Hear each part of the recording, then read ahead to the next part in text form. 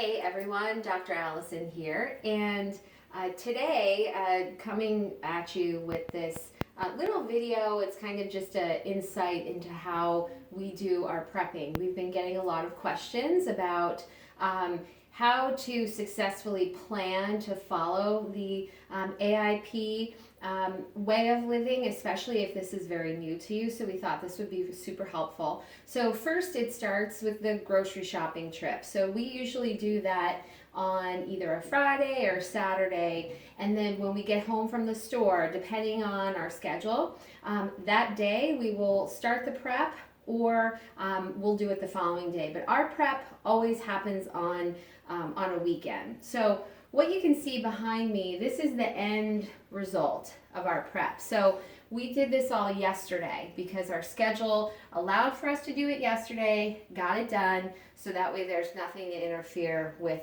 the prepping process. So I just wanted to take you through a little bit, some breakfast, what we do for proteins, that kind of thing. So it's kind of organized here. We have our different kinds of proteins. So what we do is we will cook up whatever it is that we're going to eat for the week. So we have some grilled chicken, we cooked up some bacon, and again, the bacon should be uncured, nitrite free. I cooked up a piece of salmon, and again, this is wild caught salmon. I love for on the go sardines, and then of course your packs of tuna fish. One thing to note about the tuna, some of them do have soy in them if you're buying them packaged, so just definitely, you wouldn't think that soy would be in tuna, but definitely check the labels on the tuna.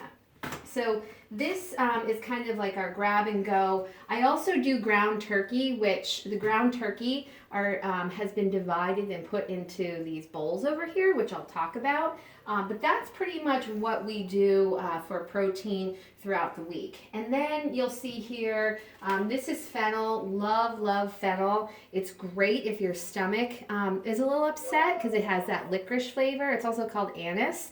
So love to eat this raw. We have our different greens here. This is cooked and mashed sweet potato. This is roasted butternut squash. Again, just some oil. So you could do coconut oil, avocado oil, salt, pepper. And then these are just some extra raw veggies. I actually take this to work with me. I just throw it in a container and then I have it to snack on. This is zucchini with some broccoli mixed in there, onions, garlic. And literally what I did was these guys went in the oven at the same time. I did this on the stove top. This was all happening at the same time. This one on the grill, this one on the grill, this one in the oven. So all in all, that took maybe about 45 minutes to an hour max to get that done. Oh, and also we have some peppers. Now, one thing I want to say as we're going through here, obviously with an AIP dietary plan, there are those definite foods you're going to avoid, like the nightshades, beans and legumes, eggs, that kind of thing. And that's where everyone starts. That's where I started. That's where Dr. Ray started.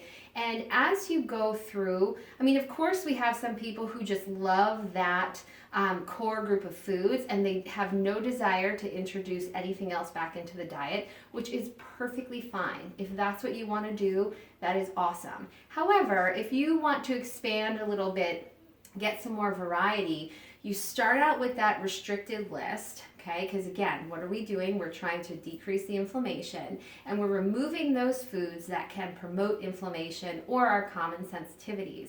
And then once we go through some of the repair phase, then we start to slowly add foods back into the diet. Now, our kids like peppers, so that's why we have them cut up. I tend not to eat much of the nightshades at all. Dr. Ray is kind of here and there, but so we have the peppers here. In here, these are for our kids for lunch. So, of course, our kids are not all the same. I am just happy that they have some core fruits and vegetables that they love. So I will give them that all day, every day. So we have these little containers that have the compartments. So we reuse these. There's olives, peppers, we got fruit, veggies. So again, we try to at least do enough for a day or two, but then we have the raw ones already chopped, so then we just refill at the end of the day for the next school day. And we have these other containers here. We do also bag up for them some gluten-free crackers or things like that. And yes, they do get sandwiches. If they have sandwiches, we do, the all-natural nut butters. And if there's lunch meat involved, it's uncured, good quality. Right here, these are some of my most favorite things ever. These are our breakfast bowls. So again, going back to the differences with AIP and even beyond. So this is mine where I just do ground turkey. You can do ground chicken. You could do ground beef if you wanted. I do sweet potato, spinach, spicy mustard. That's all that goes on mine. But if you look here, so Dr. Ray, he has eggs, which I don't eat eggs, but he does. He has some salsa. So again, the nightshades. If you're not doing tomatoes, you wouldn't do tomatoes. There's some chicken sausage, sweet potatoes in there. He likes hot sauce. But the whole point is, this is our breakfast Monday through Thursday. So we go to the gym in the morning. This gets packed in our bag for work and then eat it at the office. Our lunches, when we go to make lunches, I'm huge on salads and I just throw a whole bunch of stuff in my salad. But again, it's already all cut up and prepped and cooked. And it's just a matter of getting the container, throwing it all in the container, and bringing that with. Dr. Ray, he eats those Nuco coconut wraps. I know there was a post on the Facebook page. So he'll do the coconut wrap and put, sometimes it's grilled chicken, sometimes it might be turkey, whatever. The possibilities are endless. But the key is, even with those, he, no lie, eats one of those every single day. So on our prep day, he'll have out 4 or 5 of those wraps and just assemble them, wrap them, and put them in the fridge. And so we just grab and go from the refrigerator.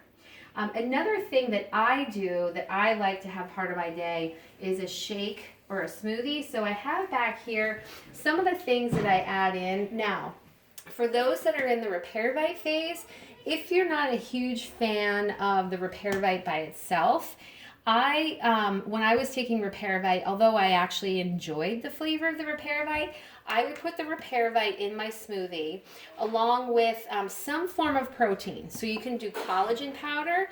This is unflavored, so has no bearing on the taste of your smoothie. Or if you have a protein powder, this particular one is just one that we use in the office. It's plant-based protein. That is the key. You want pea protein, or you can do a collagen-based protein powder, just not a whey or soy-based protein powder. Everything else is okay. So I might do the Repair Bite protein powder. This is some maca root, which is great for balancing hormones, energy. I might throw some of that in. But I always do a base of ice cubes. I just stick with water. I don't load it up with a ton of coconut milk or anything like that. And I put tons of spinach in mine. I love spinach. Sometimes I'll even take some of my cubed butternut squash, or I'll buy it already frozen, and I'll take maybe about a quarter to half a cup of butternut squash that's been frozen, or frozen sweet potato, and I put that in the smoothie as well to give it some thickness. I love thick smoothies. So that's something you can do there as well. We just use a Ninja. This has the personal setting, I guess you call it the individual setting, and it works like a charm. And so I actually do a smoothie every day. I do that after the gym, just to get that quick shot of carbohydrates and protein and a little bit of fat to refuel after a workout. Let's see, what am I forgetting? Ray is behind the camera there. Am I forgetting anything? I think that's pretty good. It covers our week in general. Yeah, and so it's funny, if you saw a refrigerator on a Sunday, it is jam-packed because, again, we keep everything primarily... Containers, yep. We do the glass. Pyrex. Now, we're trying to... here, like you see, these are the plastic. They're the PBA-free, so it's the good quality plastic. But over time, we've tried to convert mainly over to glass. Some people use stainless steel, which is great. The downside is they're very hard to reheat, and stainless steel, you can't put that in the microwave.